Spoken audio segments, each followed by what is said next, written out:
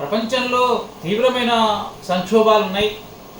ఆహార సమస్య నుంచి మొదలుకొని విద్య, నిరుద్యోగము, ఆ తర్వాత పర్యావరణము, చాలా రకాల సమస్యలు ప్రజల్ని పీడిస్తున్నాయి. చాలామంది చాలా అవస్థల్లో ఉన్నారు. ముఖ్యంగా పేదరికం అనేటువంటిది చాలామందిని ప్రపంచంలో ఇబ్బందులకు గురి చేస్తున్నది.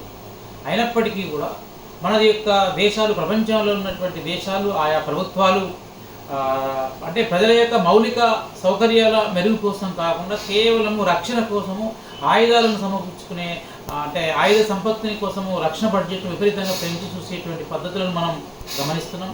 ఏంటంటే చైనా వాళ్ళు నిన్ననే వచ్చినటువంటి వార్త ఇవ్వాలనే 23 లక్షల కోట్ల బడ్జెట్ను వాళ్ళు రక్షణ బడ్జెట్ కోసం కేటాయించినట్టుగా వాళ్ళు చెప్తున్నారు. అదే భారతదేశం అయితే 3 రెట్లు తక్కువ 7 లక్షల కోట్ల బడ్జెట్ను వాళ్ళు భారతదేశం కేటాయిస్తే, అదే అమెరికా అయితే 83 లక్షల కోట్ల బడ్జెట్ను ఈ యొక్క ఆయుధాల కోసము, రక్షణ కోసం వాళ్ళు కేటాయించారు. అత్యంత ఆధునికమైనటువంటి సాంకేతిక పరిజ్ఞానం దాన్ని తీసుకొచ్చుకోవడం, ఎదురు దేశాలను భయపెట్టడం కోసము ఈ ఆయుధాలను కొనడము, ఈ యొక్క ఆయుధ పోటీని, ఆయుధ వ్యాపారాన్ని లక్ష్యంగా ఇదంతా కూడా రక్షణ బడ్జెట్ విపరీతంగా పెంచుకుంటూ పోతున్నారు. దీనివల్ల పేద ప్రజలు, తర్వాత కింది వర్గాల వాళ్ళు, ఆహారం లేని వాళ్ళు ప్రపంచంలో లెక్కలేనంత మంది ఉంది. వీళ్ళకి మరింత అసౌకర్యము, బాధలు తప్ప మరొకటి కనిపించడం లేదు.